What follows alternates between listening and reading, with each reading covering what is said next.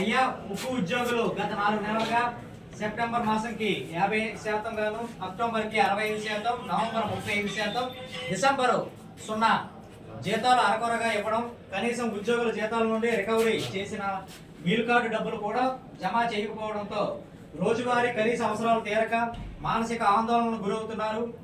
ఇక ఈఎంఐలు, పిల్లల ఫీజులు కట్టలేక డిఫాల్టర్స్ గా మారుతున్నారు. ప్లాంట్ ఉత్పత్తి 100% దాటి వస్తున్నా ఉత్పత్తిలో పాల్గొన్న ఉద్యోగులకు యాజమాన్యం మాత్రం వేతనాలు ఇవ్వడం లేదు.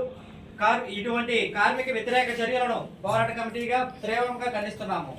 ఎప్పటికైనా కార్మికులకు రావాల్సిన సెప్టెంబరు 45 కోట్లు 50%, అక్టోబర్ గాను 35% అంటే 30 కోట్లు, నవంబర్ గాను 65% అంటే 63 కోట్లు, డిసెంబర్కు 89 కోట్లు 100% జీతాల బకాయిలు, పిఎఫ్, ఎస్ఏపిఎఫ్, థ్రిఫ్ట్ సొసైటీ బకాయిలు, ఫ్యామిలీ బెనిఫిట్ స్కీమ్ కింద ఇవ్వవలసిన డబ్బులు వెంటనే చెల్లించాలని డిమాండ్ చేస్తున్నాము.